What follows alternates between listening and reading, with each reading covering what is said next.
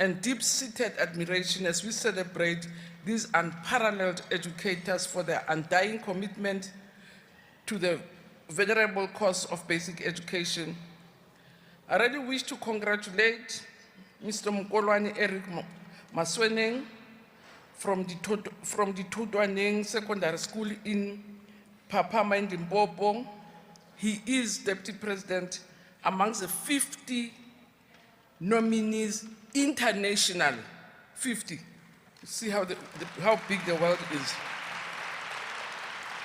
And indeed, it is great pride for us to see our teachers really even going up to that stage. Eric Masweneng is one of the best teachers around the world. He was recognized by an international organization, Baki Foundation, under the Global Teachers Prize 2023 category. This is awarded to 50 best teachers across the world annually who have made an outstanding contribution to the profession. The Global Teachers Prize serves to underline the importance of educators. It also recognizes and celebrates their efforts. Masweneng, who is an education graduate from Wits University, has been tackling the social ills such as learners dropout and teenage pregnancy. He also collects donations for school uniforms. He says it's important to provide a better learning environment for underprivileged learners. I just want to tell you that I'm humbled and I'm so proud of the effort that I've been undertaking throughout the years. So this is paid time. So I am now getting what I deserve. And I want to tell you that it is only through responsibility. I don't call it hard work, I don't call it dedication, I don't call it commitment. I call it responsibility. It is my responsibility to make sure that every child receives quality education. Masweneng has been engaged in various projects that seek to develop education in various communities in Limpopo. We are doing online applications for these learners. We are also giving them uniform. We are also running enrichment classes through artificial education program that is operating throughout the province as well. We're also connecting learners with their counterparts globally, especially girl child. And we are also giving them sanitary towels so that we can restore the dignity of a black child. His embrace of technology has influenced learners to learn effectively. Learners from the Tutwaneng Secondary School have expressed their gratitude to Masweneng and say he deserves the prize. Mr. Masweneng is one teacher that I know that he is innovative. He does his work with love and care. Mr. Masweneng knows how to keep his learners disciplined, and he calls himself the moving train.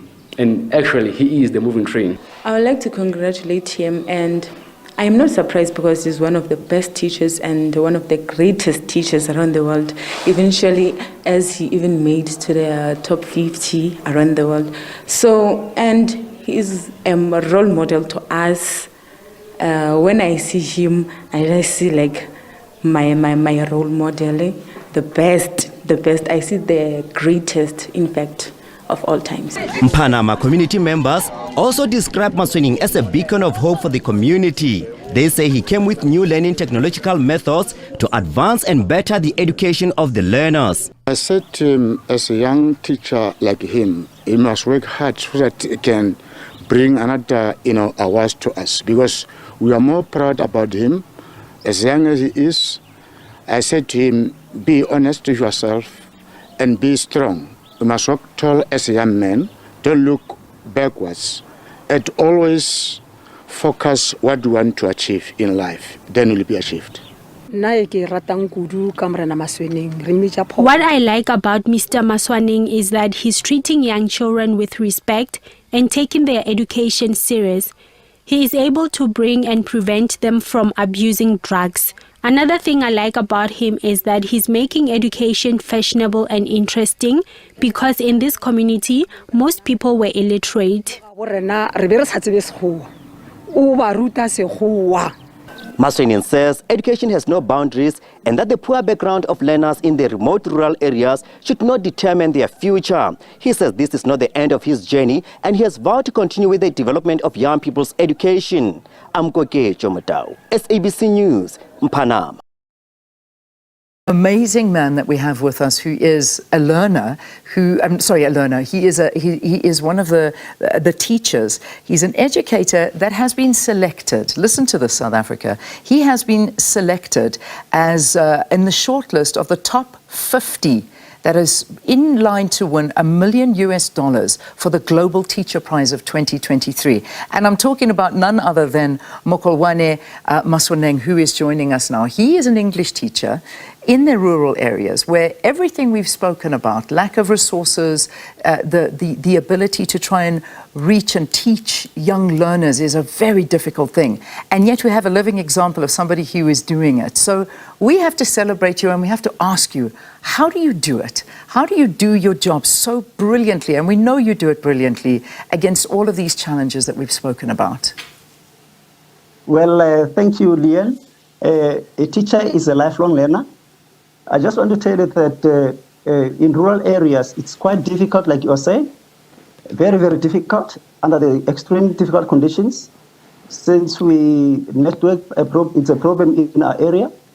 Since I am teaching language in the area where Sepedi is the only dominant language that exists, and there are limited resources, then I am not calling this hard work. I am not calling this commitment. I am not calling this dedication. I am calling it responsibility. I am executing and exercising my responsibility. I am duty bound to make sure that I create the world that I wish to see. I create South Africa that I want to see.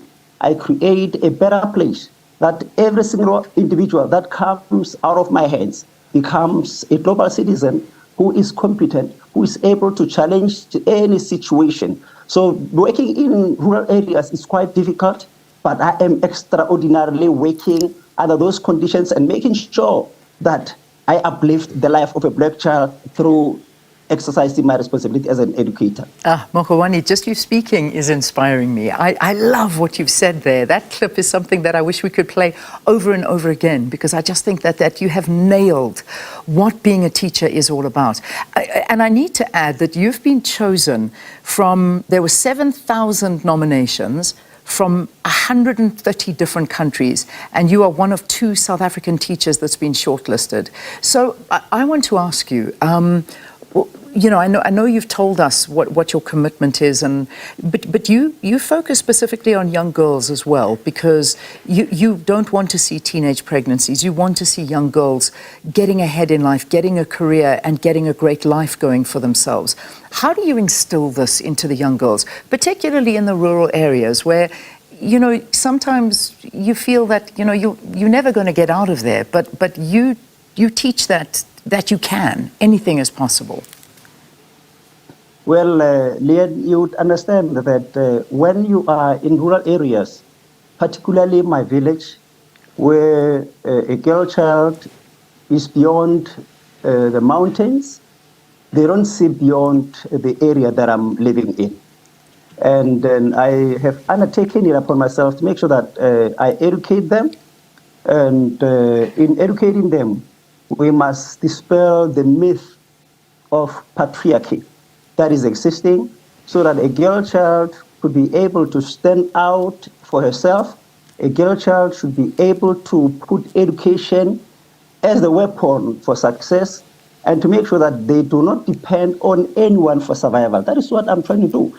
And this love of a girl child education did not start yesterday. It started way back in 2008 when I started a ladies soccer team, where I was coaching them, training them, and at the same time would bring them at home to camp in my own house and educate them. So it is my responsibility to make sure that we create competent girls. And I was inspired when I was at Wits University, where I saw a lot of students being female, a lot of academics being female. And I said to myself, I must take this back home to make sure that I'm going to create the same professions, the same academics from my very own community, so that I'll be able to stand out and be competent in the world. Mokolwane, you're amazing. You really are.